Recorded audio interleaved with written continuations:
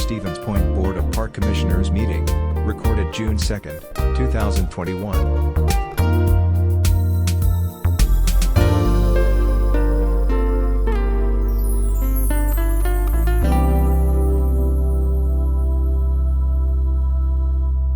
So I think we should get going here. Yes, it's 6:32. Okay, the June 2nd, 2021 Board of Park Commissioners meeting will begin. And could we have the roll call, please? Reckman. Here. Koziczkowski. Here. Hall. Here. Kirsch. Here. McDonald. Here. O'Connor. Here. Shabilsky. Here. Alder Shore.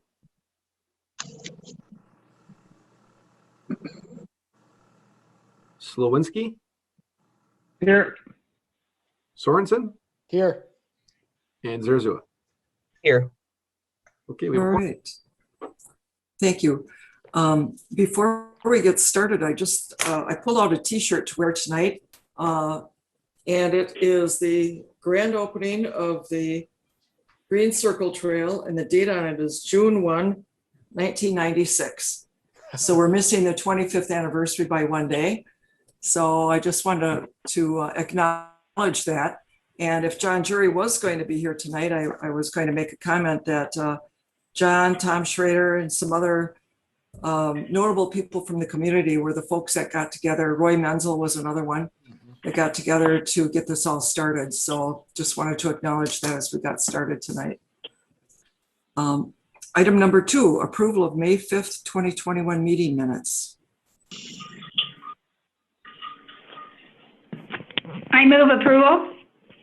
Right, move approval by Sue. Is there a second? Narazua, I'll second. Okay, Makira seconds it. Is there any discussion? Additions or corrections? All right, all those in favor, please signify by saying aye. Aye. Any opposed? Thank you. Item number 3, approval of Swamp Monster Adult Flashlight Egg Hunt in Iverson Park on August 31st, 2021. Submitted Samoset Council, Boy Scouts of America. And Dan, do you want to introduce that? You bet. So we do have the event applicant on the call, Michael, Michael, you can add in after I kind of give an overview. Essentially what this event is they are not looking to use a rentable space. They're looking to use a green space area close to kind of where our parks garage is or park shop, as well as kind of south or northwest of where Northward Peddle and Paddle sets up. They do seek approval to use the open air shelter. So in the staff notes, we did mention that, and we've talked with the applicant. They're aware if people are in that open air shelter, we've made them aware we don't reserve that space currently, that it's open to the public. They've acknowledged that, they know that. They are looking to use it in an off-peak towards the evening hours of the day. And ultimately, it's a fundraiser for them is what they've got it set up for. So there is a financial gain where they're going to be selling tickets. They'll be set up around that green space area, but it does not close the park for regular users. So based on our review and approval, staff recommendation would be to approve the special event. They've already provided the certificate of insurance. They just had to acknowledge, and they've done so, that they don't have exclusive use for the ability to, remove people from the open air shelter. So with that, I guess, Michael, if you'd like to fill in any other gaps or if anyone has questions for the applicant, we do recommend approval. Thank you, Dan. Yeah, great. As mentioned, Mike Vangelov, I'm work with the Samoset Council of the Boy Scouts of America. I've been with the Boy Scouts now professionally 21 years. This is my 7th assignment. So just recently, I'm probably the new Wisconsinite here. Just came to Wisconsin from Colorado in January. But so I've had experience doing these events in the past in other areas of the country. And this particular event we're using as a fundraiser to raise funds for our outreach program that helps provide camperships, scholarships, and needs for us to be able to increase our programs. Matter of fact, I'll put a plug in. I'm proud that we just had a scholarship meeting and we're able to award $49,000 in academic scholarships to youth throughout the area. So we're happy and excited about that. But this particular event is based similar to an Easter egg hunt, if you will, but it's strictly for adults, 18 and older. And it's done in the twilight, dark hours, so that way you have to use a flashlight. The concept is we will place over 5,000 eggs that are empty, but they're numbered all throughout the grounds. They're not going to be necessarily buried under brush or anything. They'll be plain sight open, but obviously you have to use a flashlight because it'll be dark. And at the given time, people who register for the event, they'll have a wristband to identify them as having registered. They will go out with a flashlight and quickly find the eggs, as many as they can. Out of the 5,000 eggs, we hope to have around 500 prizes. It could be a $5 coupon to Taco Bell, it could be a hair cutting coupon, oil change. So the event is supported by local businesses in the community by making, if you will, donations, marketing donations to the Samoset Council, which we will in turn hand out as prizes. And then we'll have a grand prize, perhaps a 65-inch color TV. We're looking the way that it's set up. We also look to try to get some sponsors. So whether we get a credit union or a bank that sponsors it, or insurance company, Century Insurance maybe will be a sponsor. We'll try to incorporate that in the fundraising aspect to be able to raise these funds for the kids. So that's sort of the concept. Iverson Park, I think, is a perfect facility because of the trees and the landscape that we thought it would be really a great opportunity to host there. Well, thank you, Michael. Mike, you have a question? What are these plastic eggs? Correct. They're just almost like a regular kids' Easter. They're plastic eggs. They'll maybe have a little weight in them, so in case it's windy, they don't just blow all over the place. But they'll be individually numbered, and so people will go out and when I've done it in other states, I've seen everywhere from 75-year-old man to college kids that were all excited to participate. So it's really a good community event. So basically, 5,000 eggs get scattered, 5,000 get picked up. Is that pretty much the? Yeah, so there are 5,000 eggs out there, all numbered 1 through 5,000, or and there'll be a numeric generator ahead of time that picks the winning eggs. There'll be about maybe 500 winning eggs. So people will gather the eggs, and then afterwards they'll sort them out. We'll have we have this we call it the Vortex. It's our mobile STEM lab that has screens on the outside of it. And so we'll park it there in the parking lot and open up the screens, and the numbers will be shown as far as which ones are winning, and the people will sort through their eggs and then take the winning eggs over to either a table, or we maybe we'll use the Scout House. We haven't determined that yet, or a pop-up tent, and have that as far as a location where we will distribute the prizes. Okay. Any other questions?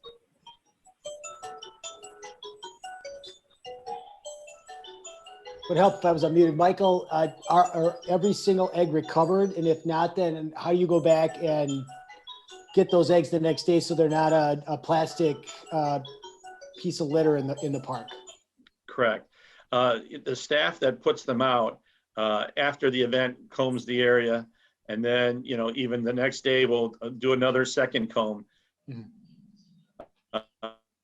Well, good. But it's amazing to see how quickly people pick up the eggs, and they are they're pretty good at picking them up.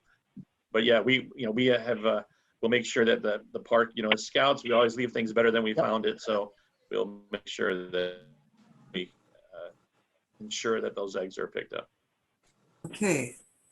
I just said, Michael, it's called Swamp Monster Egg Hunt. Is there actually a swamp monster involved? Yeah, so when I came here, the biggest, and I'm up in the western area, I'm working out of the Weston office, and so, what do I hear all the time? Oh, there's hodag. Well, what the heck's a hodag? So I'm like, well, why not do a swamp monster? And so we actually will have a person in a costume of a swamp monster, and so yeah.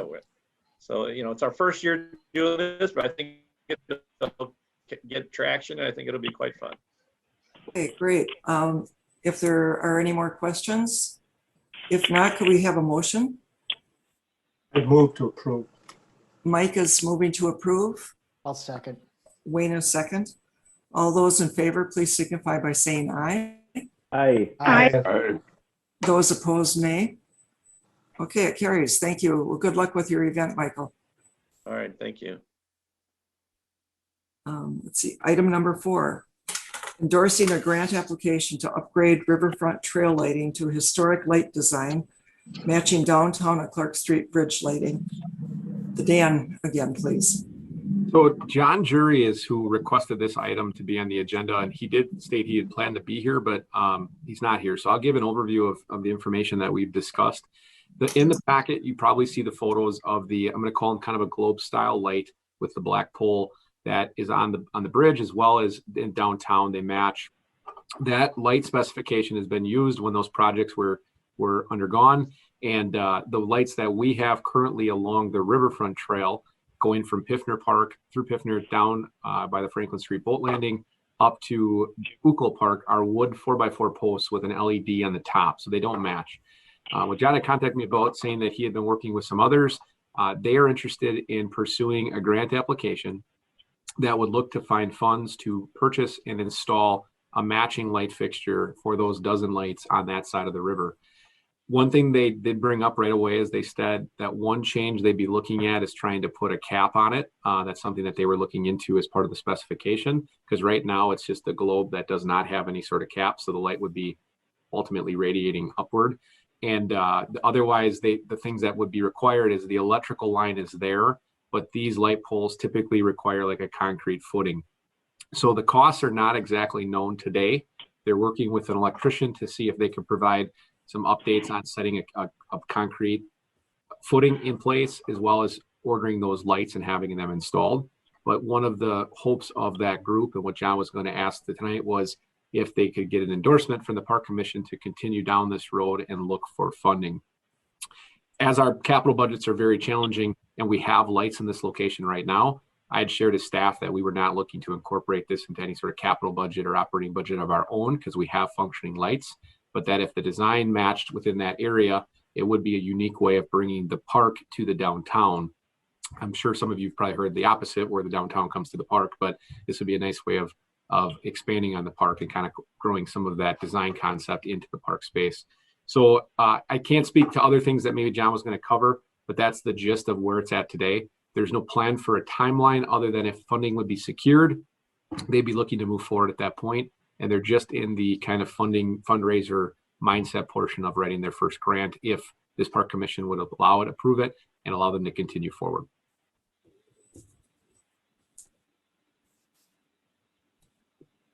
Dan, can I ask, was there any indication of how likely it sounded that they were going to be able to get caps for those globe lights? It did sound like there's, if they couldn't get caps, a potential different top of the fixture could be ordered. So Okay. maybe be a like model, but it did sound like that was something they believe they could incorporate.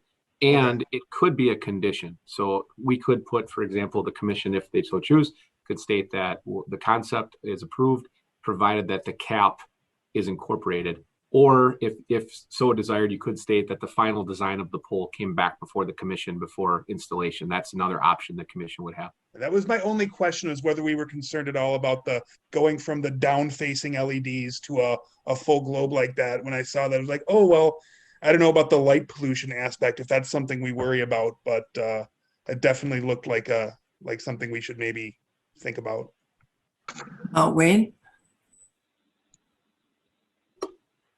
Wayne, you're muted. That whole mute thing, 13 months into this, it's still a challenge. Sorry. I guess, Dan, in your conversations with John, to follow up on Sean's question, are we at a minimum, from a public safety standpoint, are we losing anything from a light coverage and lumen standpoint if we replace these with, and again, I appreciate Sean's comment about light pollution, but I'm also thinking public safety as well. Are we going to see a difference in light coverage that could impact safety one way or the other? Yeah, great question. So the current lights actually do have dark spots. So if you go down, they're not laid out in a way where it's completely illuminated the whole way. There's actually spots between the lights. So I don't know the full history. My guess is they ran the line and just kind of spaced them out evenly. So the thought was that these would be sized appropriately to match very similar lighting output as what we have. But a photo schematic where it lays out like full coverage, for example, was not included. So it's more security style lighting versus complete illumination. Okay, thank you. I also had some concerns about the light pollution because not so much Piffner Park, but get down to Bukolt Park. That's one of the few places where there's a relatively dark sky where people like to go when there's meteor showers or special night events occurring. So I think if we do a motion, I think it's probably a good idea for us to be able to take a look at it before anything is installed or that we proceed with it. Any other comments? How old are do you know how old those are, Dan? Those lights that John wants to replace? I actually don't. To be honest with you, I think the poles have been there a long time, but I believe the fixtures were changed, not in the recent past. They went to the LEDs, I think. I'd be guessing at the years, but the original light that was on, I know has been changed at some point. Great. Okay. Any other questions for Dan on this? Sue, do you have a question? No. Did you say Sue? No, I did not. Okay. All right. Any further discussion? If not, could we have a motion?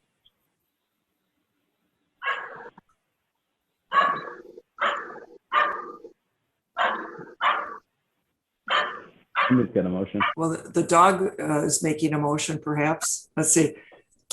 Would someone like to make a motion regarding this issue? This is Alder Slowinski. I would move to endorse a grant application to upgrade the Riverfront Trail lighting to historic light design matching downtown and Clark Street bridge lighting. Thank you, Elder. Do we want to include that we get a look, that we look at the final, look at it for final approval as part of that? Yes. Okay, thank you. All right, do we have a second on that motion? A second. All right, Matt, okay. All those in favor, please signify by saying aye. Aye. Aye. Those opposed, nay. Okay, thank you very much. It be a nice addition down there if it works out. Item number 5, approval of concrete bench installs in Bukolt Park by the Prime River Anglers adjacent the fishing pier sidewalk. This is the pier that they installed, that little one north of the main fishing piers. Dan. So we have a couple layers to this request. If you read in the agenda notes, essentially what staff is recommending is that we would allow the prime water anglers to move forward with 2 concrete bench installs adjacent the fishing pier that they installed a few years ago in Bukolt Park. The background on this item was submitted last year, and at that time we took no action or didn't allow the bench installs because we were allowing no bench installs because the city had not developed a memorial bench program. So a lot of requests that were coming into the office centered around, we would like to put a bench in, sometimes, wood one, or there was different various aspects. So we, since that time, have developed a memorial celebration bench that states, if you're going to give money to the park system for a bench, this is how it's done. If you want your name on it. If not, you could just donate money to a bench and a standard bench can be bought, but there's not recognition.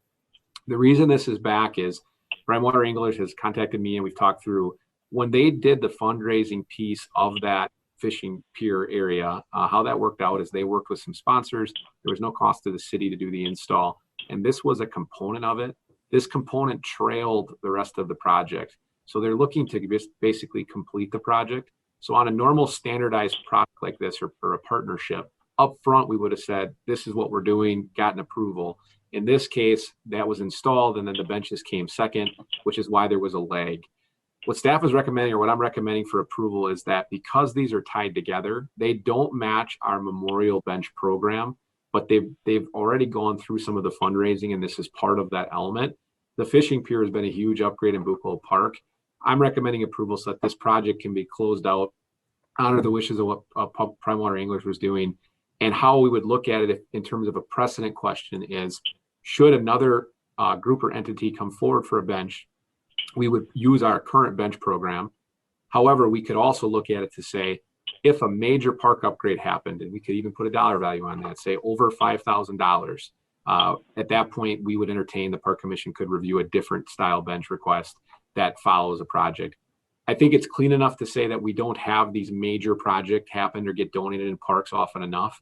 A similar situation is if you go to the Cultural Commons, they had some benches within that project too, that when they did the fundraising, that happened, another major park upgrade.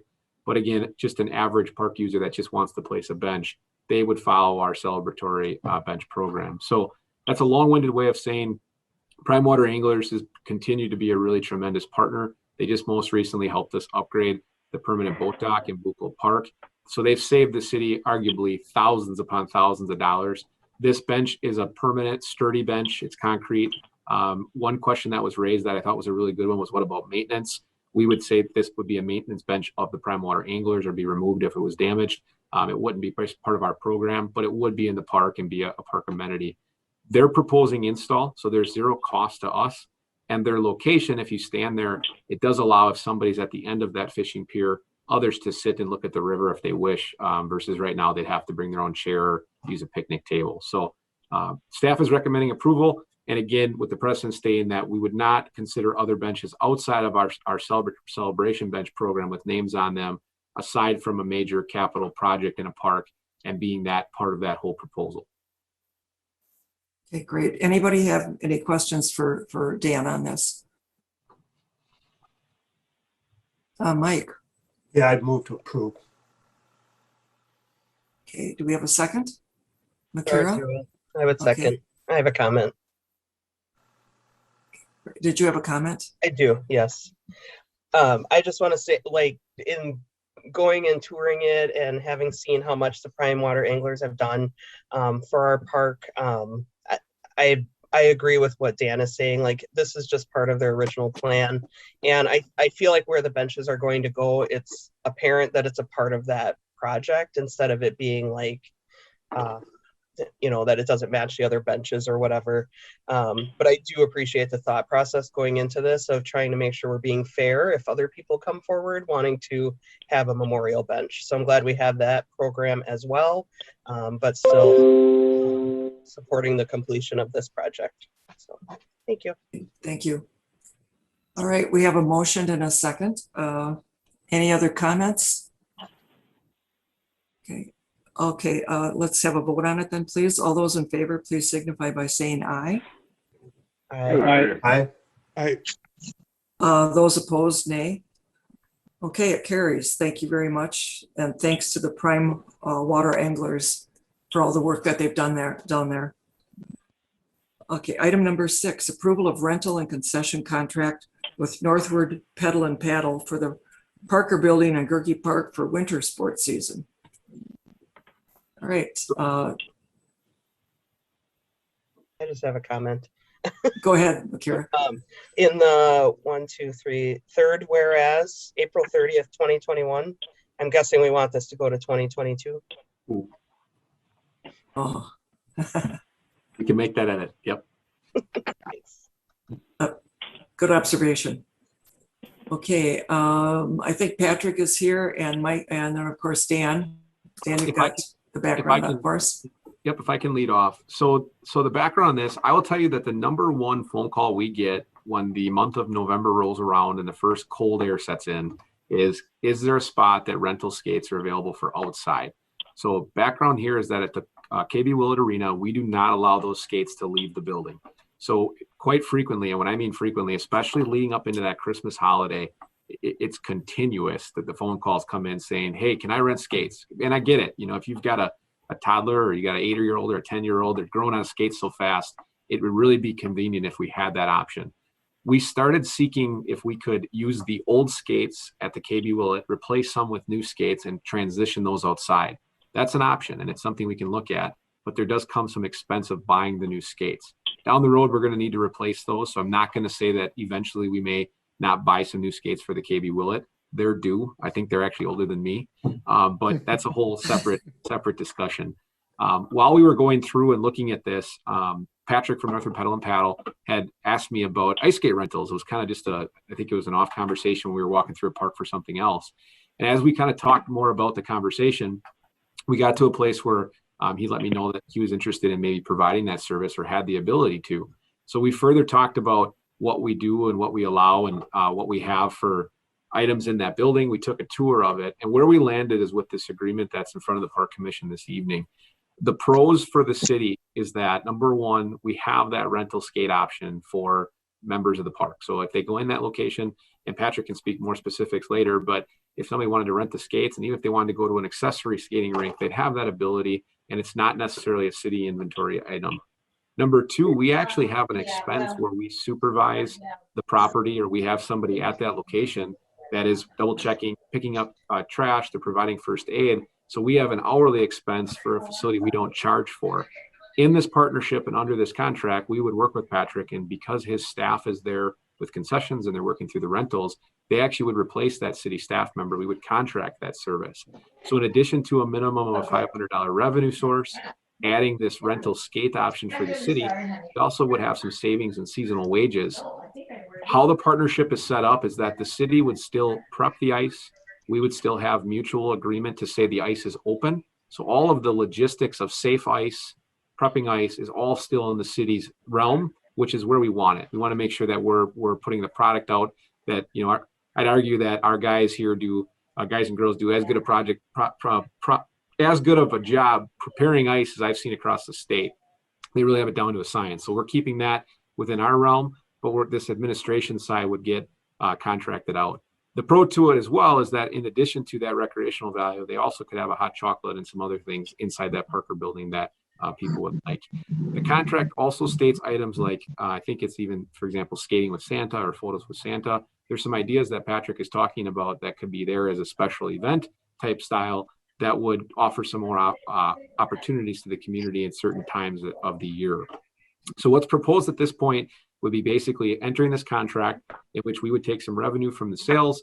The rental skates would be part of Patrick's offerings. We would still do the deep cleaning of the building. They would be in charge of the surface cleaning, so making sure that things are put away at the end of the night, that we don't have trash around, and maintaining the grounds to follow our park rules. Our rules would stay the same, and our minimum hours would stay the same. So we still would have it open every night of the week. We'd still have the weekend. So I don't want to say, you never say these deals are too good to be true, but I will say that Patrick's been a tremendous partner of the city so far, and what he's proposed here for us at this point looks to be a really good deal for the city and our community. So with that, I guess I can answer any questions from the city side, and I think Patrick is on the call for his side as well. Okay, great. Does anyone have any questions? You explained it really well, Dan. Thanks. Okay. If we don't have any questions, do we have a motion? This is Alder Slowinski. Yes, Alder. I would move approval of this agreement, and I have a comment if there's a second. Okay. Do we have a second? A second. Is there a second? I'll second. All right, seconded by Matt. And what is your comment, Alder? I think this is a great idea. I mean, for us to have the ability to work with a private entity like this and maximize a portion of our park to basically create an environment for the public to enjoy. Again, I think this is a great idea, and we're maximizing a building and a opportunity here. So I encourage my fellow commissioners to support it. Great. Okay, thank you. Any other comments? All right, we have a motion and a second. All those in favor, please signify by saying aye. Aye. Aye. Those opposed, nay. All right, it carries. Thank you, and thank you, Patrick. It looks like it's going to be a good venture. Yeah, thank you, guys. And just to resonate, you guys are also a great partner. So, this is something working forward. I love working with the city of Stevens Point, so I appreciate this, guys. Thank you. Item number 7, discussion and review of Koziczkowski sand area and Bukolt Park beach concept design created by the steering committee. Okay, so the history on this one, again, is a kind of a refresher, is last year during the capital budget process, we had, I think, a member of the public join the meeting and bring up 2 areas around the Bukolt swimming area, as well as the Koziczkowski, I'm going to call it sand area, and just ask questions about where is it in the capital budget, how is that being incorporated, what are we going to do?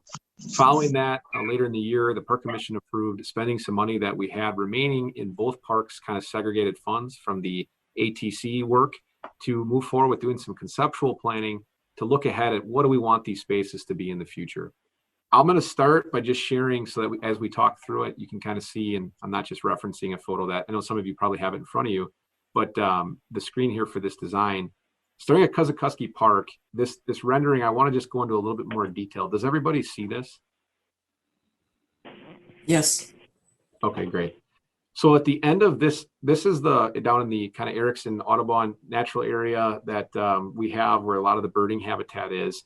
But right now, currently, there's a wood, it really looks like kind of a railroad tie style system, retaining wall that's in really 2 levels, really 3, that wraps this edge of the, I'm going to call it sand area of the McDill Pond edge. There's a poorly constructed stairwell that's on the corner that kind of leads down, and there's some very high steps between the sand area and the first couple steps that get you onto the stairwell. When we took the tour tonight, we kind of looked at it. The wall is at a point where it's actually tipping outward, the wood retaining walls that are there. And they're at a point where they're just simply not safe. And they've been not safe for some time, but we've really called some special attention to it here lately. The steering committee, which the members are kind of represented and mentioned in the packet, started talking about this area going a couple directions. One thought was, is this a beach space? That was where we started. We evaluated the fact that parking is way up and quite a distance from this location through the woods over in the Koziczkowski Park. So number 1, it's not very visible. Number 2, getting EMS services down here if we'd have to respond to something is also very difficult. Number 3, access because of the hillside and the way things are set up are also difficult. I'm going to see if I got a check coming through here. Are also very difficult because of the setup. So ultimately what we weighed out here is that distance, this is really most appropriate to be maintained. The recommendation is to move forward, that it's not a designated beach, that there's a water access in this location, that you can use the sand area if you so choose to swim or fish, but that was not a groomed, maintained beach. That's the avenue of design we went down as we started looking at this. So what was the problem we were trying to solve? It's erosion. So at this location, because of the steepness of the hill, those wood retaining walls were hoping to hold the hillside back. They're at a point where if they fail, we're going to have a major, basically a major area that's going to breach, and we're going to have to reconstruct that hillside. In addition, because people do go down there and use it, we have that risk of somebody being there if it were to fail at that point. Everyone that we've had look at the wall has weighed in saying this needs to happen soon. So when we met with Rettler, we went through that process of evaluating what's the best. We landed at what's the most cost-effective method that we can provide access as well as protect on the erosion. We went down the avenues of, can we do just plantings? Could it be reshaped in a way where there could be some sort of native plantings there? We did review and talk about maintenance, lack of actual water irrigation, no electrical, some of those elements that are down in that location, as well as ongoing expenses of having staff in that spot. From there, we went to, what if we'd rebuild walls? Very similarly, where does the wall stop? How do you set that wall up in a construction for a height standpoint that the hillside is going to sustain it? What kind of costs are there? And where we landed is Rettler recommended riprap. So what is in your packet, what you see is going to a medium riprap. So basically removal of all of those wood walls that are there now, as well as some of the retaining wall block that's been put there, sloping that hill so that it's basically a continuous slope, and then wrapping it with the medium riprap so that it's not small stone that can be picked up and thrown in the water, but that it'll protect that shoreline side. Maintenance then ongoing would be basically none. It's built for the long haul for years and years, similar to what you see along Bukolt Park where riprap's been installed, and it should be the least amount of maintenance. In addition, that rendering shows a concrete stairwell that would have railings that would go down in a uniform way so that you don't have these large steps that aren't in compliance or trip hazards. And then a flat spot on the top so you could still have a lookout. The cost on this is still not inexpensive. So while it's what we believe the least expensive, this could still be $120,000 to $140,000 venture. So what I'm looking for tonight, or what we brought before, is the committee is at a spot where, based on what we worked with our consultant, we recommend moving forward with public input on the riprap design for Koziczkowski. I'll talk about Bukolt next, but really how we talked about framing this up was, this is the steering committee's recommendation based on the process. We did want the public to weigh in, and obviously the Park Commission to weigh in too. So tonight we're hoping to just get some guidance or some feedback from Park Commission, and ultimately approval to say if the commission feels to move forward with taking this to the public and showing what the plan would be to do the repair. In terms of funding, we did ask the representative from the Lake District if they have any funding. They did inform us that they're doing a large dredging project on McDill, and that's where their funds are going. So right now, what this is looking like is that this would be a city capital budget fund item. And again, due to the safety constraints of it and not having a wall fail there, I would be looking or considering or making that recommendation come budget time that we would move this up into like a 2022 capital budget so that we can correct this problem before it becomes much larger. We did take the tour, but those of you that didn't get a chance to visit, I would encourage you to. I think when you see it, you'll know more kind of what we're talking about on that realm. Chair, would you like me to go right into Bukolt, or do you want to discuss this item first? If looking for a motion, we should probably do a motion on this. Yeah, either or, however you'd like to do it. I would say that we should go ahead and separate them, I would think, because they're very distinct projects. If that sounds okay. So we're really looking for a motion then to proceed with the plan as you've outlined and gather public input. Yep, that or comments if there's asks or requests for changes. I'll make a motion to accept for safety reasons. Great. Do we have a second on that? I second it. All right, Sue, thank you. Okay, we have a motion. Any further questions or discussion? All right, since we have a motion and a second, all those in favor? Oh, wait, Bob has a question or comment. Yeah, I just have a feeling that this is really awfully expensive for what we would gain, what the park would gain out of it, and I hate to see that much money spent on a project like that. I'm not saying that it isn't needed, but golly, it seems like there should be a cheaper solution. Can I add to my motion possibility to explore other entities to do it for a less expensive way? Okay. I would agree with that. I guess, can I just add, before we get into adding something like that in the motion, we would obviously automatically look at that route, right? This was just a preliminary cost estimate as a turnkey option. So we're not in a capital budget item. Really, the plan is the riprap piece of it. I just share the numbers so we know what we're talking about turnkey. By all means, staff would automatically look, if there's a way to partner or do this in a different fashion, we want to reduce that input as well. And the capital budget will show more of that expenditure. I just want you to know it is a pretty good sized area. So it is very expensive, I agree, but I also want to prepare the commission just so you know that if we end up over 25,000, we have to publicly bid things. And that's what some of based on the lineal footage and the work involved here, that's what they're showing us right now as a preliminary cost estimate. I mean, one thing I noticed on the tour is the railroad ties are giving way. And I think there is a liability in the city's part for that. Plus, we also witnessed the retaining wall is coming apart also. So, I mean, there's issues there all around with those two items. Yes, if you didn't get a chance to go on the tour tonight, it is pretty deteriorated. So I would suggest you might want to take a look to see what we're talking about here. I mean, I don't know, we're adding a stairwell. I don't know, by doing that, are we encouraging a beach area? That was part of the discussion. They want to use it as a swimming area. Do we just want to make it as safe as possible without adding a stairwell or anything else in that area? I mean, I guess that should be addressed at that time also.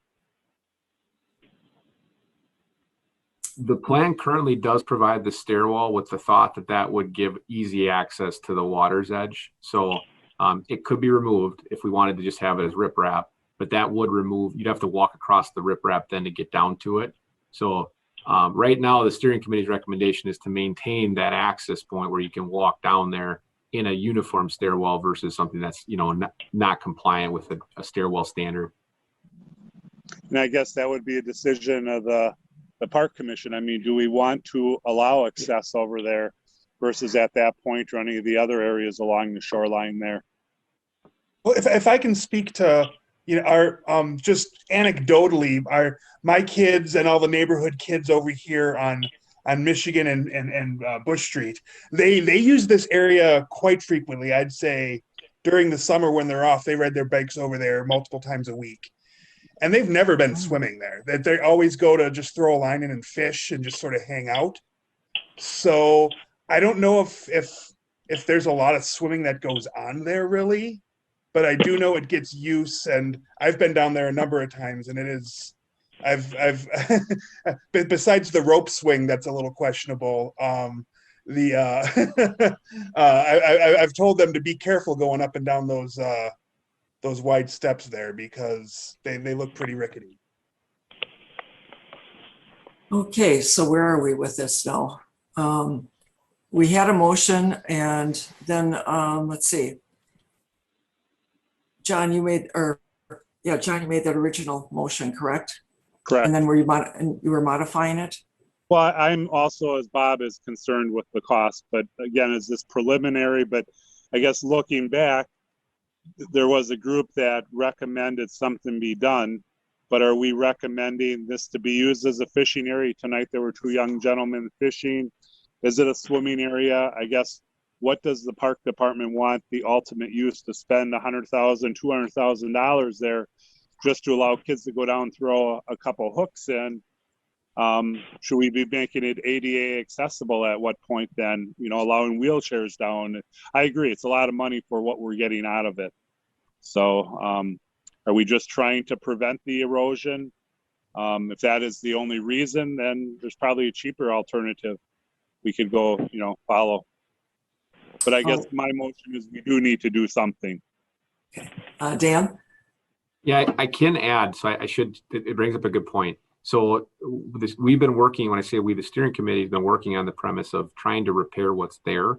So one thing we did not explore would be saying we're going to remove the public access and basically say we're removing the public component of it. So I don't want, Rattler's not here tonight, so I can't speak for them, but we didn't explore that. So if direction was given, again, like from the Parks Commission, because obviously we're talking about footing the bill, if it was to say it's too much, we want a lesser cost expensive, and we're willing to sacrifice the public access that they might have to use natural landscape, we could go back and ask that. But that wasn't basically the deliverables that we did go with, was providing access and then eliminating the safety concern and shoring up the erosion. So, but I just wanted to add that isn't something we explored, but it could be. There's nothing to say it couldn't be if that's what the Park Commission would like. Yeah, that sounds. Mike? I have a question. How long ago was that installed? What's there now? My understanding is whenever they lowered the McDill Pond a few decades ago, I think is when they put it in. And I don't think the city, my understanding is the city wasn't necessarily involved when they installed that part, but the acquisition of property and stuff there, I don't have exactly all the records of when, that became, there might be, I don't know if Sue, if you might even know better than I do on that piece of it. Okay, on which side was that you were talking about? This would be basically when you walk straight down off the High Line and you head straight off towards the water. Oh, okay. No, I don't remember anything with that either. I think at minimum a few decades ago is my understanding. Yeah. Well, it sounds like we've got a motion, but it sounds like the motion, John, I don't want to speak for you, but it sounds like what you're saying is like, you'd like to have other options explored, including an option with no public access. Yeah, I guess my point, Liz, would be, do we want, it sounds like there's some entities that do want a beach there. Do they want a fishing area? Because of the terrain I mean, what we looked at tonight was just a small little area. Maybe there is a place to put a beach in. Again, we'd be, dealing with the parking, emergency access, which is, I think, a very good point, which we probably don't want to involve there. But to spend all that money and maybe encouraged by putting a stairwell and, keeping access there, is that a good idea? Maybe we should just close it off and find a better area over there that people can fish and do what they want. That would be maybe less expensive. So I would have the concern, however, it is established enough as a spot that people go to. If we did take out, if the plans did end up removing the stairs and it just was riprap, etc., I think you'd have people climbing down the riprap to get down there. So. Mm-hmm. Okay. Well, where are we now, folks? So what I've got recorded is that it's a motion to approve the Koziczkowski plan as presented by Waconic and Hall. So I don't have any amendment at this point recorded. All right. John, do you want to offer an amendment to your motion? I will. I guess what I'm looking at is let's just explore the costs. I agree to it because of the safety issues of the railroad ties collapsing. Something does need to be done there. I don't know if I am totally on board with the concept of having a railing, stairway, and everything else that the plan was showing at that cost. But I guess I'd accept it, but I'd like to see some future modifications and costs involved. I'm definitely not in favor of spending $200,000 on that. And Liz, I seconded, and I would agree completely with John. All right, let's see. What do we have here, Dan? The wording for financially. I mean, I know you're not looking for a motion to, I guess I'm willing to accept the motion, but I surely don't want to see a bill for $250,000 on this. I think we can do a lot of other improvements to the parks for that amount of money that would be used and better utilized than this project. I guess from a motion standpoint, we don't have an amendment. So what we've got is a cost estimate from Rattler to put riprap in a stairwell. So, at this dollar amount, we're talking 120, 140,000. Let's just say we take the stairwell out, you're still over 100,000 probably, I'm guessing. I have to look at the detail a little bit more. So if there's I guess my question, just as a recording of the minutes, if there's an amendment, I would ask for the direction of what the cost saving measure is, like no riprap and a natural removal. Like we can ask them to go down that route. But like I said, we did explore some of it from a maintenance standpoint, but we didn't talk about removal of public access. So if there's an amendment to the motion, I just would have to know the wording of what more specifically you'd like. I think, Chair, that's what we need. Okay.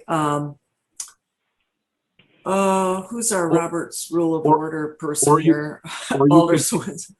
Or you could let a vote be called on the original motion. Okay. And then you could entertain another one if this one doesn't pass or something. That's up to you on how you want to handle that piece. All right. We've got the original motion. Dan was. What the motion is, please. The motion is to approve the Koziczkowski concept as presented. Okay, thank you. And that does not include any cost estimate at this point. The motion does not. No, it would basically permit this concept to move forward for public input. It doesn't necessarily approve it, no matter what the estimate comes in, right? No, the final plan would still come. So how we talked about this process, what we did with the award to Rattler, was if the Park Commission says, okay, take it forward, we'd get public input. A final plan would come back to the Park Commission for approval prior to any capital budget item. Yeah, that wording to I'll accept it. I just want to see a final price tag before we do it. And John, does that satisfy you with the motion the way it is? Yes. Okay. All right. So we do have a motion and a second. And all those in favor, please signify by saying aye. Aye. Any opposed? All right. Thank you, Dan. Now let's move on to the more difficult one, the Bukolt Park. So Bukolt Park was another part of that conversation within the capital budget process, was about the condition of the retaining wall, or the seawall, I'll call it, and the beach itself in Bukolt Park, as well as the closed building, and I'll call it deteriorating building that we have conditions inside along Bukolt Park. So this process began in a similar fashion of just looking at what's permittable with being close to the water, the Wisconsin River. What will Verso, who is the riparian owner, permit? We tried to talk through it with local, county zoning as well, just seeing what the options were. Some discoverables that we did discover is that the building is on the state historic registry. So in the plans that are in the concept, and I'll show it here in a second again, that would require a certificate of appropriateness for modification. So the Historic Preservation Committee would need to be involved with a portion of that. We did talk to Director Koziczkowski to go over a part of that too, so we knew what we were getting into. In addition to the building, that space right now with the wings on the building the way they are, there's not a lot of room to you can navigate around it, but you can't necessarily set up by the water and as easily accessible a route. So what the subcommittee talked about was, okay, kind of deliverables number one is we want to improve the sand area. So those that want to access the river have that ability. Number two, is there a way to create a plaza or a gallery area or a kind of a collection point where people can go down and be close to the river, watch a sunset, enjoy the water side without maybe having a boat? If you just want to go down, and if anyone's ever visited, say, at the Mendota or Mendota Terrace, you kind of know that feeling that other communities have created in some of those spaces right adjacent to water. Additionally, there's bathrooms in that building. So if you're going to have a space like that where people are coming down and programming and are that close to the water, the restroom component is a nice amenity to have if you're going to have those type of things. The discussion's kind of filtered around then, what about things like parking? What about the building? Is there a place that you could do some sort of commercial space where you rent the building or have other entities inside of that maybe would sell refreshments, would sell ice cream or sell other things that people could go down, they could buy something from the vendor and then sit in that space and enjoy the river. So this went through a few renderings or renditions as well. And where it sits today is the subcommittee kind of narrowed it down to two different reviews or concepts that they're looking to take for feedback to the Park Commission tonight and get into the community. This first one, we'll just take it from the street forward. It really expands what I'm going to call the plaza space that's immediately adjacent to the building. You can kind of see the little visual aids that would show some of that, some of the seating, the tabled seating with the chairs. It talks about renovation of the building in which we could still, and we'd have to follow through the legal requirements in terms of the historic value of the building so we can maintain that integrity and get the certificate. But if you could do some sort of renovation to the building, again, potentially with the idea in mind that something could be sold out of that building that would service those that are coming to that location. To the north, it slides the beach area or the swimming area further up so that those that want to be in the water are not conflicting with maybe a boat that would want to park and come up onto this space. So it shows the parking for boat traffic on the south, fishing on the south where the lines are going in the water. So that the fishermen and women are not catching feet or people swimming are adjacent to them. So that's why you see kind of the segregation of these two areas. There's added parking. As we know, parking is at a premium in Bukolt Park already. So what you see is we already have angled parking in this location along the street. This shows an expansion of the angled parking both ways. And it also talks about, we have the new playground going in. Could someday we add a path if we wanted to, where you could walk off the gravel parking lot to get more parking available to it. How this is depicted, if you look a little closer, is that this part of the plaza would have a railing so that you're not necessarily walking over into the water along this plaza space. You'd almost be kind of elevated in a flat space looking out. You'd have to walk to the north to step down into the sand beach area. And you see the accessible sidewalks so you can navigate around this property and location.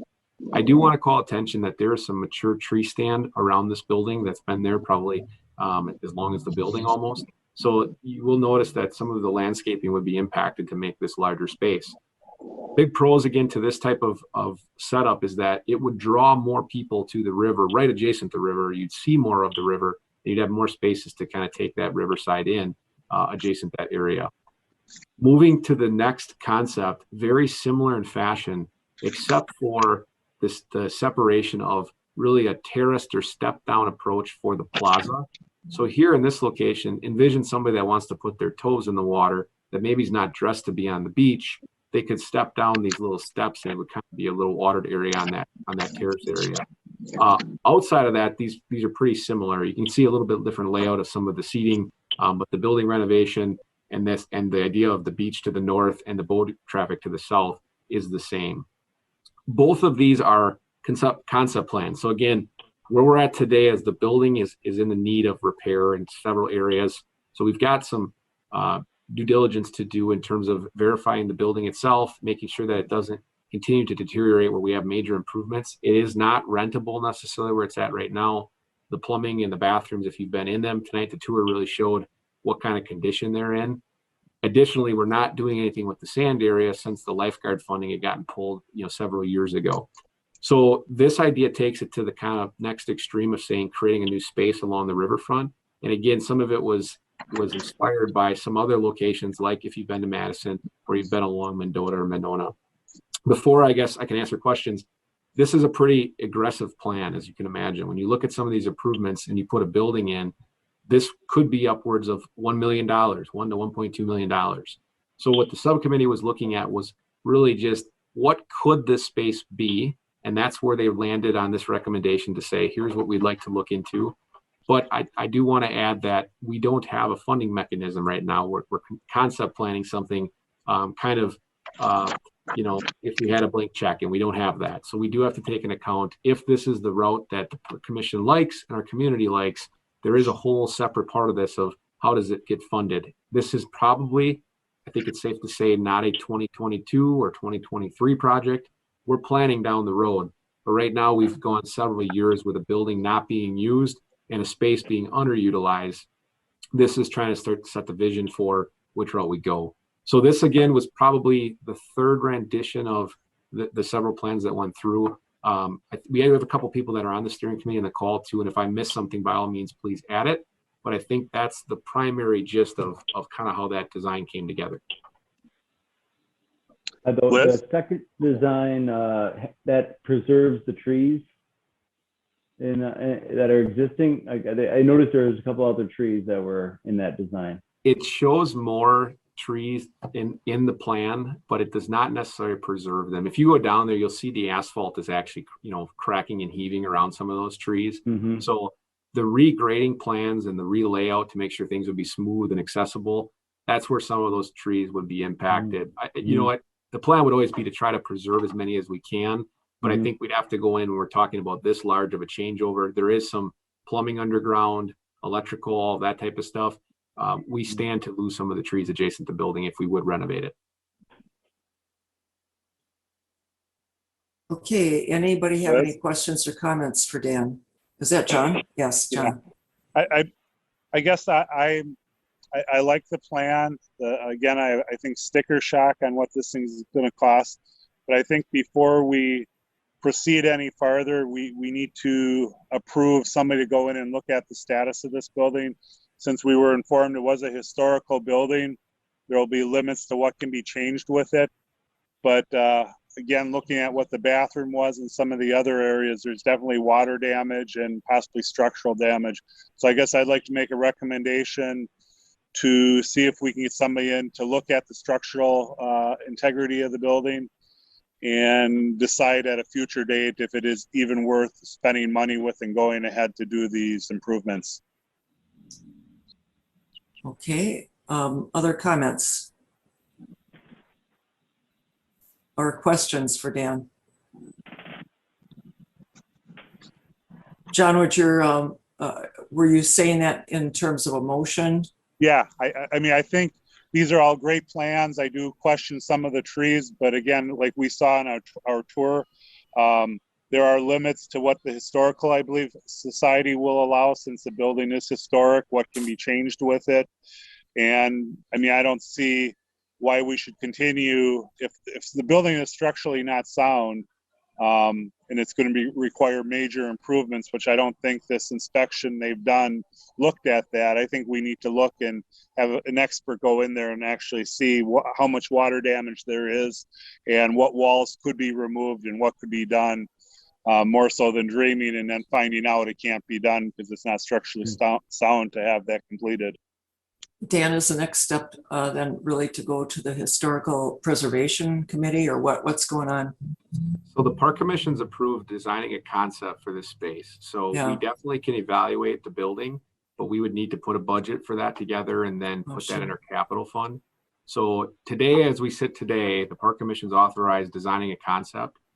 If the building couldn't be renovated, I guess the way the plan is set up, you could build a new building there, right? Or you could try to. That's not on the plan because of the historic value of the preservation part of it and the state registry. So I guess where we are today is we definitely can evaluate the building, and I'm not saying we shouldn't. I think it's definitely a great step, but now you're moving into really some design components of it. And that would require some money. So we'd have to put that in our capital budget. So at the soonest I would say that could happen, unless we try to get it out of reserves, would be 2022, and that could go in our capital budgeting process. But we do stand today with an open contract with Rattler to design a concept. So I would ask the commission if we can, to, even if the building is, say, we did originally lay one idea out where it said, construction of new building, but we haven't been given information to state that it can't be renovated. So that's why we haven't gone down that trail further right now. The concept could be altered if that did come to fruition later. So really what you're telling us, Dan, is that what you need at this point is just a motion and approval to proceed with the concept and then see where that takes you. Is that what you're saying? Okay. That would move it forward. But again, if for example, if the motion was to state, we'd like to approve it, but we also would like a plan that states a new building or a non-building complex, we can do that. We just didn't create it because of the historic value. But if you do imagine, when you look at the plan, imagine the building couldn't be renovated. Our options then would come to demo the building if it's permittable or allowable, or build a new building. And that was something the steering committee, actually, we started with kind of showing both options. But when we discovered that it's on the state registry, we didn't want to open that up to the community to say, oh, it can be new, and then come back. As we know, there's some tremendous value to that historic building. So we'd like to save it if we can. And that could be, the concept could be tweaked if we discovered we couldn't later. Can the concept allow an inspection? Is there money in that fund through Rattler to do that? No. So how do we get an inspection to find out where we're going now? Make a motion? My Put a dollar understanding, amount? What are you looking at? My understanding would be if we wanted an inspection done now, we'd have to identify funding. So that would be a conversation with the comptroller to see if there's funding available.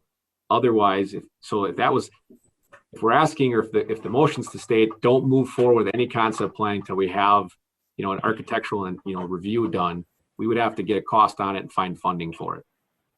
Don't you think, after what we saw in there, to me, it looked like there could be some structural damage to the building that would be much more expensive than just doing a renovation. I think it might be premature to be taking that step, John, okay. From what Dan is telling us at this point. Well, I think here's where we are today. Ultimately, the building right now is just sitting there. We're doing nothing. So if we have a plan for it, as in we want to improve the space, then we can start down the trail of saying we're going to improve the space and then we're going to evaluate the building. That's kind of what this concept does. It starts to pave work to say it's not just going to stay the way it is now. Let's just say we weren't doing this concept. Yeah, then we could put in the capital budget, say we're going to spend the $5,000 for them to come in and evaluate the full building. And it's going to take an architect who's going to structurally look at it for them to put their name on it to say it's structurally safe, right? We don't have any indication saying that the building's going to fall or anything like that. We've got some leaking that we've patched on the roof. There's definitely, but it's also a very old building, but the public's not in that building. It's closed right now. So my recommendation would just be if the commission feels that the concept is headed in the right place, it would be a real easy tweak later, an easy amendment when the approval time comes, or even if, let's say, we're 2 years into this later, to say we can't renovate the building. We've discovered that. So now we're either going to have no building or a new building. And that's where historic preservation would have to be involved for us to get the proper permits for it and make sure that we're doing what we're allowed under the state preservation of that historic building. But we're not at that point right now. Right now, we're at a point of what are we even doing here? What's the vision for it? And then again, small tweaks could be made to the concept. Or it could, and I'm not saying that you can't put it on pause. We could state, we don't want this to go to the public. We want to evaluate the building, but that's going to be a process. It's not just something that can happen quickly. And because there's two versions, right? An architect can walk in and say, yeah, it looks good. But when you say, please write a report, put your name on it and stand by it, that's when they're going to say, okay, no, we need a contract. We need our structural review of it. We need to make sure that, it stands. And that's a much more involved process. But aren't we wasting our money planning all these thoughts if the building needs major renovations? Aren't we, I guess my thought is if there is more things wrong with it than you and I noticed tonight, and it would determine the building would be better leveled, wouldn't we rather know that before we were paying Rettler for all these other costs of trying to design what it would be used for? I guess if the building wasn't there, what would be different with the concept would be my question on it.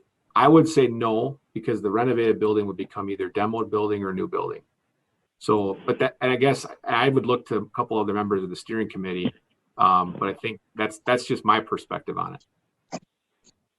Well, I mean, I have just a comment or question, I guess. If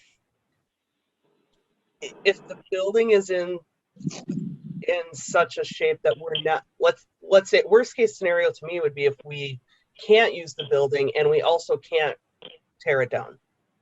So what does our plan look like if we get to that point? Do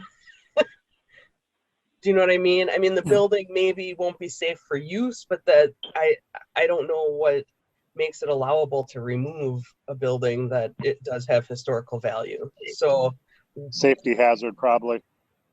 I think we're going to get a lot of opportunities to have input on this plan as it goes along, or if it goes along.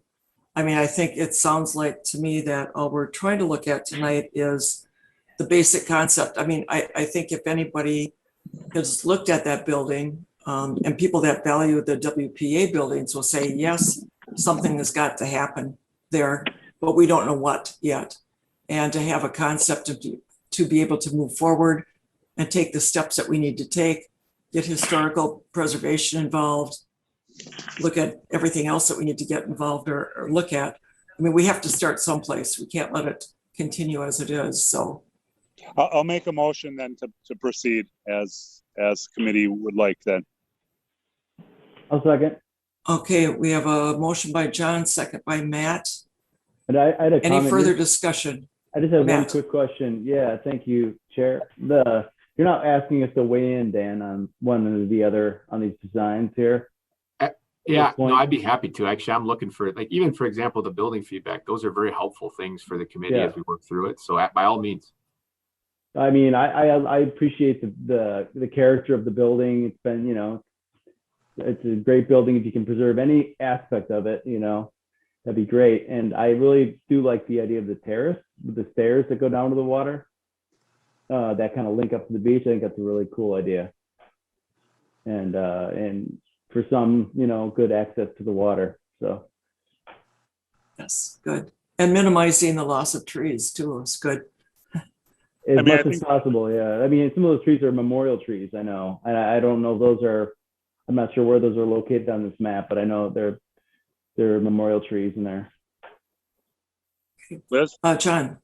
I mean, I think we have a real asset along the river. And I think it's compared with other cities along the Wisconsin River, I think we're completely underutilizing our asset. And I think, if we can get the money or somebody to support this project, community, the building, I think it would be a great idea. I mean, if we compare it to Madison or what Wausau's been doing or Wisconsin Rapids along the riverfront, it's definitely has a very good potential. That's true. Okay, Mike, you have a comment? Yeah, I was just saying, by proving this, basically we're just opening it up for ideas that maybe something that we haven't thought of yet that somebody will come up with too. Okay, great. Dan, question for you. Yeah.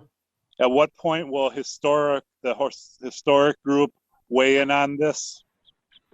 Yeah, great question. So basically what the approvals do tonight is allow us to go for more feedback. So Historic Preservation Committee's on that list. Obviously it's in the agenda packet tonight, so it's the first time the community would see it as well. But we talked about a survey, and that whole idea was basically to say, what do you like? What do you don't like? What components of it, and discover these very conversations. And then, so before you would approve it, essentially, we'll have a better framework of what's going to be required from historic preservation. But my understanding of it is, again, not to get it, I don't know what to the very far detail is, but if we can renovate it, which I believe the building is standing, so let's just proceed that we can renovate it. We would have to submit the plan to them at the time we're designing the renovation or kind of concepting the actual building renovation, and they would have to issue a certificate of appropriateness. And there's basically guidelines that you follow to be able to meet that, similar to if you have a building downtown or something else in a historic location within the city.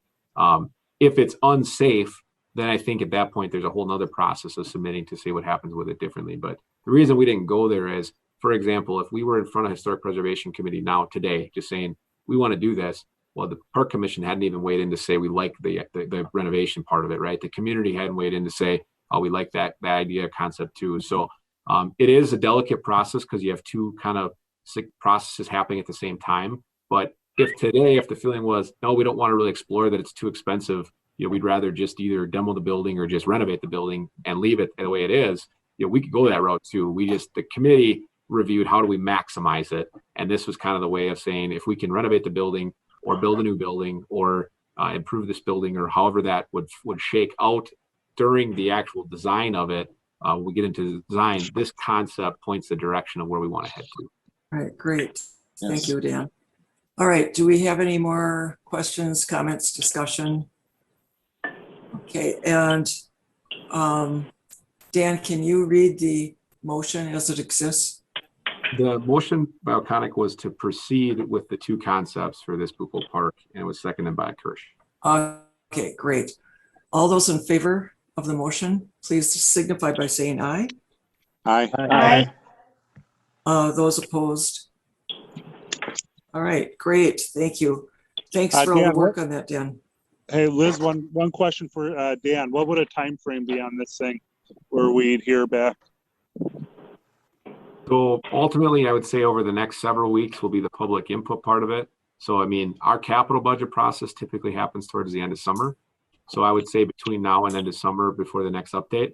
But I guess if Commissioner O'Connor, if you'd like to join the steering committee, it might be helpful too. Thanks, Dan. All right.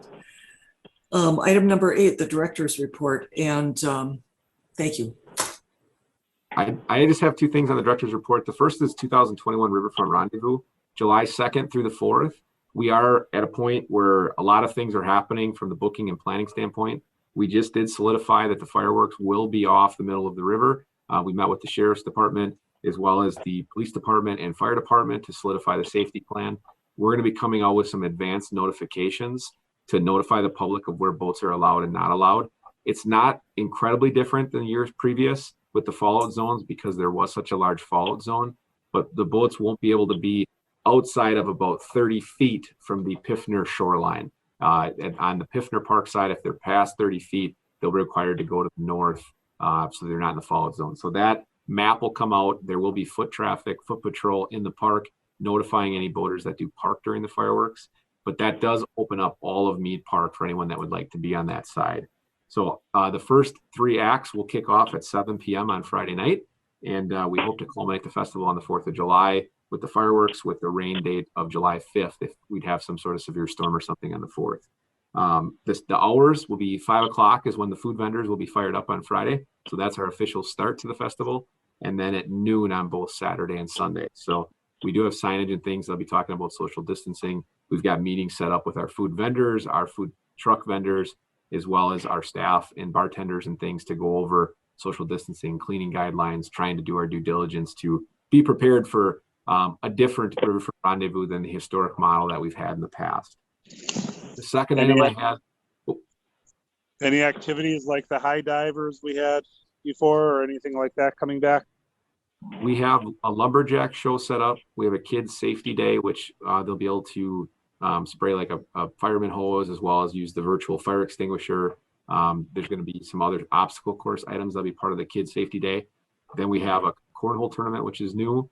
There'll be a full set of inflatable games that they'll disinfect in between users. That'll be on the Crosby side of the street. That'll be a big colorful addition to the park. And then things like the horseshoe tournament, the Carp Classic are still there. Bingo is not coming back this year, but we are replacing bingo with 2 afternoon acts. So there'll be a band in the afternoon on the north tent, both days at 3 o'clock. That was not there historically because bingo was located there. Dan, are we going to put any sturdier fencing around the wildflower planting? Maybe some snow fencing or something? We're working through that with the wild ones. We do intend to try to shore that up so that that work doesn't get covered up with blankets. That's a real danger. Okay, thanks. Definitely. Then the only other item I had on the director's report is the soil testing adjacent to cultural commons. That testing did happen in May, and we're just waiting on the results have been submitted to the DNR. We're just waiting on some further guidance and review by the DNR. Originally I thought maybe that information would be available for tonight, but it's not with the holiday weekend. So when that information and guidance comes back through, I'll definitely make sure I get the Park Commission an update at that point. And that's what I have for the director's report. Any comments or questions for Dan? I just wanted to make one comment. John Jury joined us around 7 o'clock. And John, the item that you were joining us for was earlier on the agenda. And I think back when you were on the park board, I think it started at 7 o'clock, but we start at 6:30 now. So unfortunately we missed your agenda item. But early on, John, I wanted to just mention that I have on my Riverfront Rendezvous, the grand opening t-shirt tonight from June 1st, 1996. 96, yes. And I just wanted to, since you're with us tonight, acknowledge the role that you played, and Roy Menzel and Tom Schrader and the other folks that were involved in getting the Green Circle started. It's such a fantastic addition to the community. So thanks. You're onto something, John. So thank you for letting me make that little comment there, Dan. Any other comments or questions for Dan? For the good of the public. Okay, great. Move to adjourn. So move. Thank you, Mike. Second. I'll second. Thank you, Sue. All those in favor say aye. Aye. Aye. Thank you very much. Are we meeting in person next month, Dan? I don't really know. I don't know if John Quirk's listening or not. They were working on some stuff with the cameras, so I don't really have a great indication. I'm not sure. Okay, thank you. It's going to be based on what the mayor does with committees. If committees start meeting in person, then we will right behind them. Well, have a great June, everybody. 4th of July. See you. See you guys in August. I'll be gone for July. Yes, have a great trip, Mike.